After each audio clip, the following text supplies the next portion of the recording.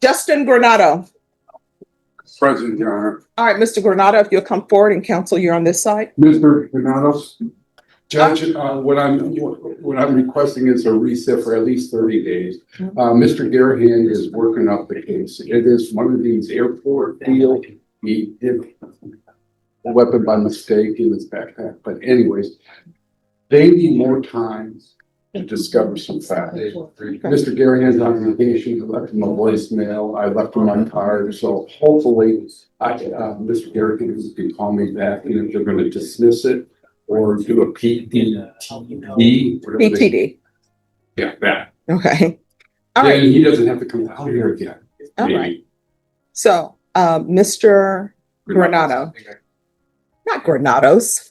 There's no S. Oh, that's There's only one of you? There's an, yeah, there's a, Only one of them. all right. So this is what we're going to do. I'm going to give you your 30-day reset. You can appear by Zoom. Are you able to Zoom? Perfect. That's perfect. All right. But if this is going to trial, then you will need to be present. Do you understand? Yes. And when I have people appear by Zoom, you're still appearing for court, so you still need to be dressed appropriately and be ready to go. Now, if you're in the waiting room, you're just going to have to wait in the waiting room because that means we're waiting for your attorney to come. You understand? On Zoom. Yes. Yes. All right, Ms. Ferguson, I need a 30-day reset. I appear by Zoom. No, we'd love to see you. Yeah,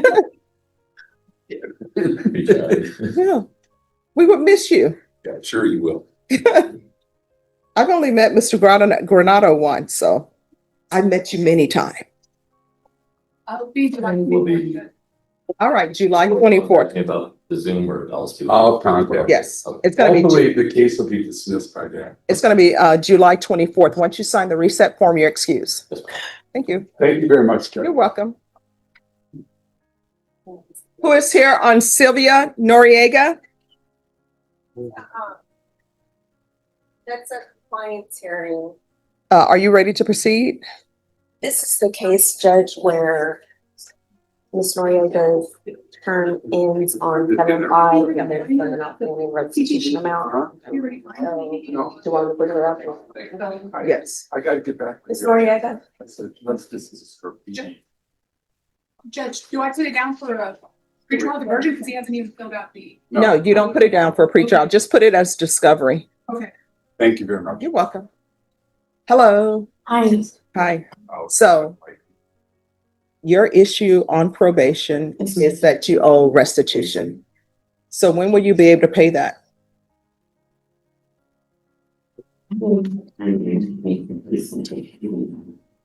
No, I mean, I understand, and I understand people's hardship. I really do.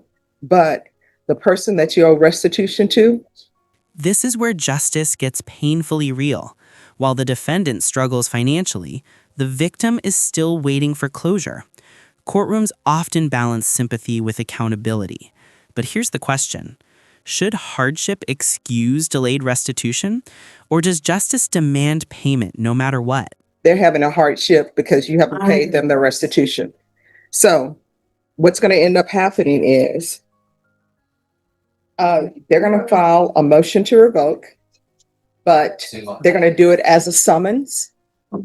So with the summons, you don't have to make bond, but you're going to have to appear. You understand? So what we're going to do is, can you have them, are they filling it out? So this is how it's going to work. You're going to talk with probation before you leave here. Probation is going to find out how much you can pay. They're going to give you your balance. I think your balance, how much is her balance? About $2,994. So it's 2,990. You said 2,994? Yes, Judge. All right. So that's your balance. And you're going to have to pay that balance because that person wants their money, right? Sure. I mentioned the probation officer, they said that they were going to say all the monies that I paid to be added to the restitution. There's no way for that. You'll have to speak to your probation officer about that. But once the money's been paid, it's been paid. So do you have an idea of how much you can pay monthly? Page 300. Okay. All right. And are you able to pay anything this month? Probably until the middle of July. Okay. And what I can tell you is once you pay this restitution, you'll be done with your probation. Yes. But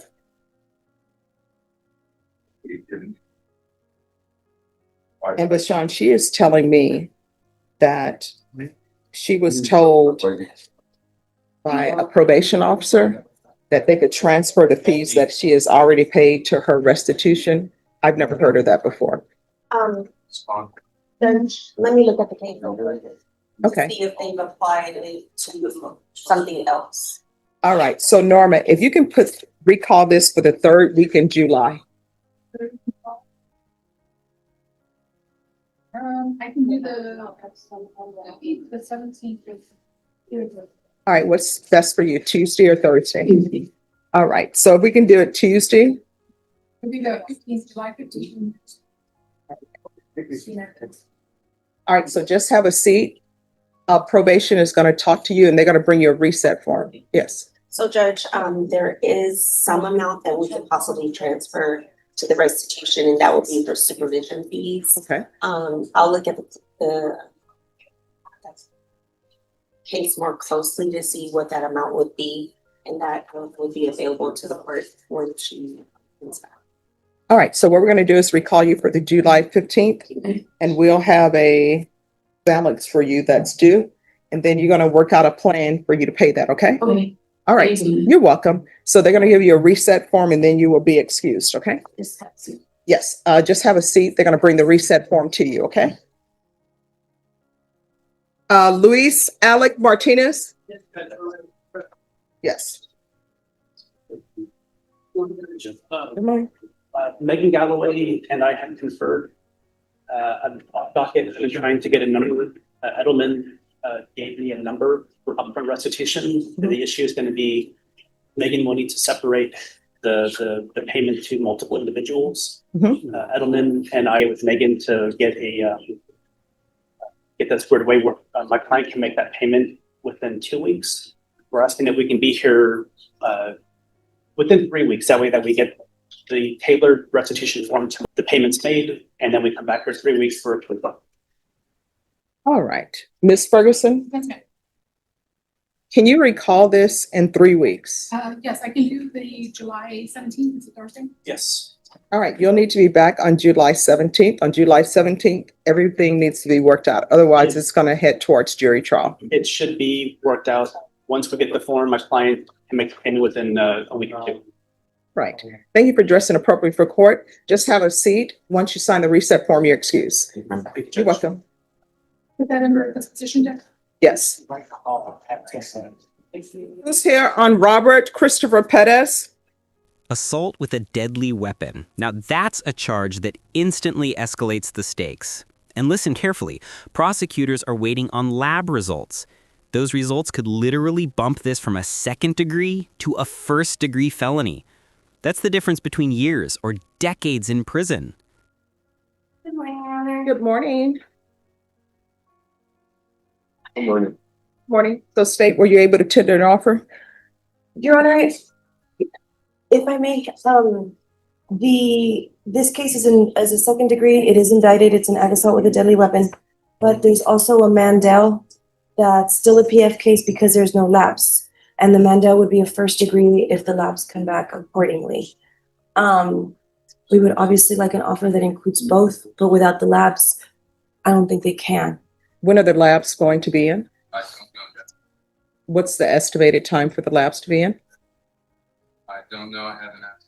What we can do is do a motion for examining trial. That way those wheels are set in motion. Yes, please do. And at least I'll be able to get a timeline for the court immediately. All right. And so is the reason why you can't tender an offer is because of the other case? The defense would prefer an offer on both. All right. I'm going to set this one final time for an offer to be made. Yes, ma'am. And if that offer is not made at that time, well, it will be made at that time. Yes, ma'am. Do you set the examining trials in here or are they gonna get referred to Judge Nahara? We can have an examining trial here, but normally it gets transferred to Nahara. But if he doesn't have it, then of course I will do it.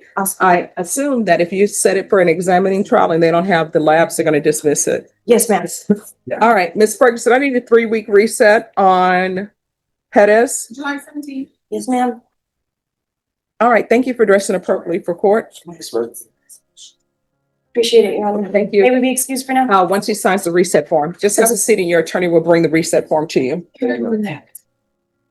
Mark Lunsford. Present, Your Honor. Hello, how's it going?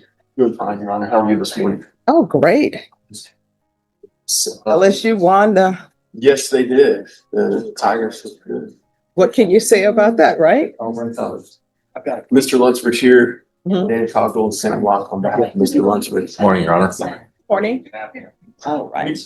We've been in, Oh, just 1 second. Everyone, whisper as though you're spies, and if you get caught, your life will be terminated. A la Mortal Kombat. All right.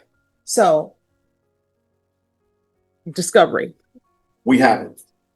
There was some kind of administrative technical issues. We worked through those. There is a lot, Judge. Mr. Stout and I talked before docket, and the best description of it is 7 bankers boxes. And that's the condensed version of the discovery because a lot of it is on disk. We started going through it. We'd like to, for lack of a better metaphor, tread water at this juncture at the discovery phase, review the discovery, continue our conversations with the state. All right. What time are you asking for? 45 days, that would put us probably middle of August, somewhere either, I don't know what Mr. Cogdell's schedule is, but mid to late August. I won't give you mid to late August. I will give you the middle of August, and state and offer is going to be due at that time. We have tendered offer. Oh, you've tendered one? Okay. Correct. All right. Then what I will do is I will give you late August, and that's going to be your plea deadline date. Okay. Ms. Ferguson, Yes, ma'am. the last week in August, can I make that, I want that to be a plea deadline date. Yes, ma'am. August 23rd. All right, August 28th is going to be your plea deadline date. At that time, you need to let the court know whether or not y'all have reached an agreement. If you have not reached an agreement, then your plea deadline date will have expired, and the court will only consider plea bargaining. Well, the court will only accept pleas open to the court. I will only accept a plea bargain agreement with good cause. Otherwise, jury trial. Yes, Your Honor. All right. Any questions? All right, if you have a seat, they'll bring the reset form to you. Once you sign the reset form, you're excused. Thank you. Edgar Pettis. Yes, are you ready? Yes, Your Honor. And then at the Pettis, it's going to be Napoleon, Sanchez, Fernandez, and Telsey. I don't have Noriega up here, Norma. I think I gave that back to you all. Your Honor, this is Fred Griffith. Thank you. Court is calling 2025 CR 003-228, State versus Edgar Pettis. Can I have parties announce? Agent Pettis for the defendant. And are you Mr. Pettis? Yeah, yes, ma'am. Good morning. How you doing? Good morning. How are you doing today? I'm all right so far. All right. Yeah. Looking forward for today, man. I just woke up.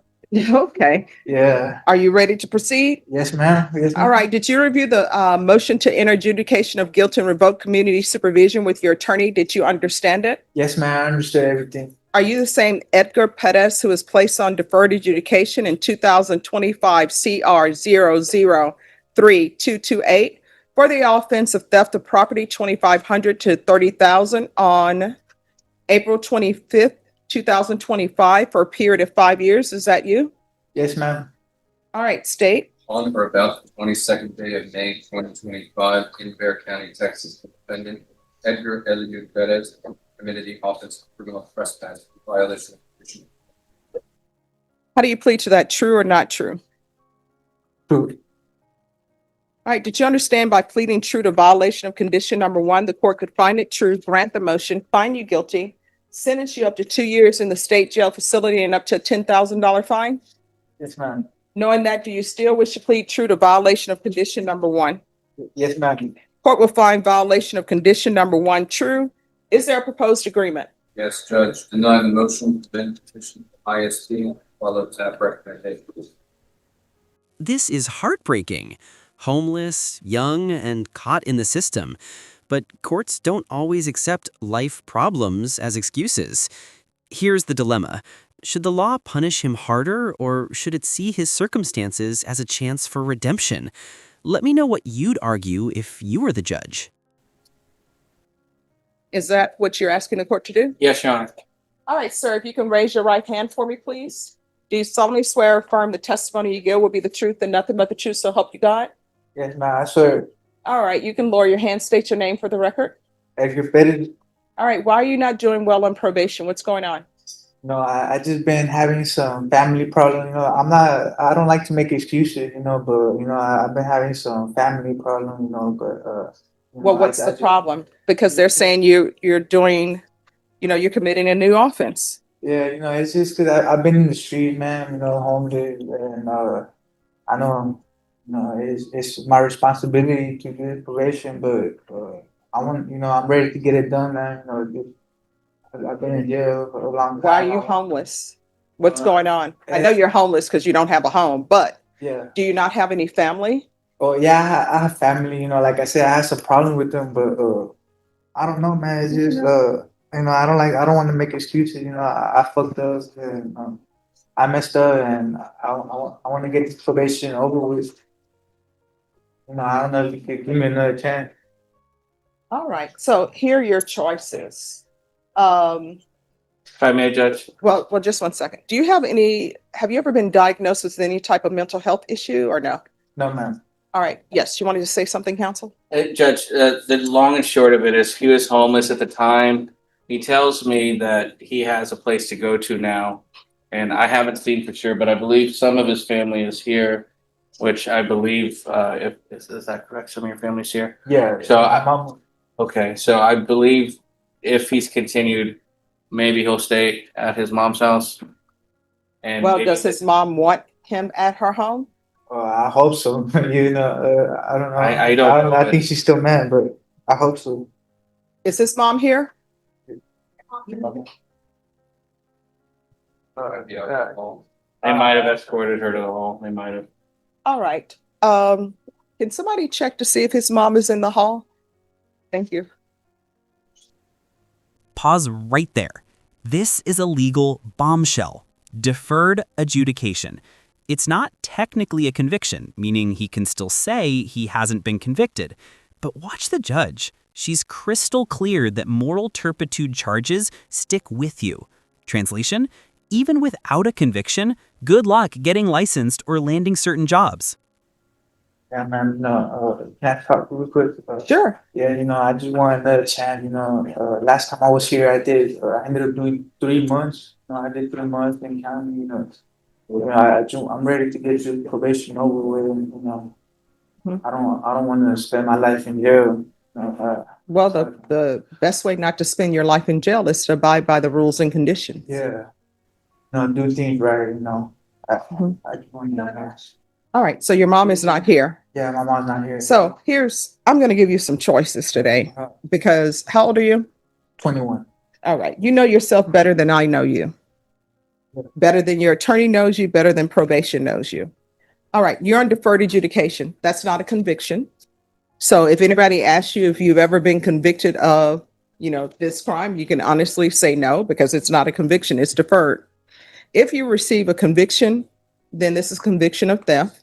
Whether it's a conviction or not, it's still a crime of moral turpitude, which takes you into collateral issues such as it's going to be hard for you to obtain any type of licensing for anything that requires a license. Now, what I can do is I can continue you, or I will sentence you to 18 months in the state jail facility, give you credit for whatever time that you previously served. So you say you've been in custody for 3 months before, that would go towards your 18-month sentence. Or what I can do is I can continue. I'll deny the motion, alter and amend the conditions to include a TAP evaluation in custody. And that type of evaluation is see if you have any drug or alcohol issues. And I think we're gonna have to do a MIC evaluation in custody as well. So which do you prefer? I would like, the type evaluation. Like I said, I don't like jail, like everybody else, I don't think anybody likes jail. Yeah, nobody likes jail, I wanna be outside, doing my thing, getting money, all that, Getting money how? working, Okay. working legally. All right. Yeah, yeah. So I want to do a TAP evaluation and MIC evaluation. That's to be completed in custody. And have you been using any type of drugs in the past? No, man. So why did you become homeless, or how far did you go in school? Well, I ended up dropping out my junior year, but I just have, I'm gonna be honest with you, I just smoke a little marijuana, but I don't have a drug problem, man. All right, do a referral to felony drug court in custody. There's going to be 200 hours of community service restitution. You're going to either obtain your GED or get some type of trade school certificate. And once that's completed, the community service hours will be deemed satisfied. Do you have any children? No, man. There's going to be proof of employment within 45 days of release, no employment as a home health care provider or with minors, regular reporting by Zoom or in person, field visits 1 time per month until further notice. Probation, is there anything else you need? Is there anything else you need from the court in order to be successful? No, man. All right, good luck to you. Thank you. Thank you.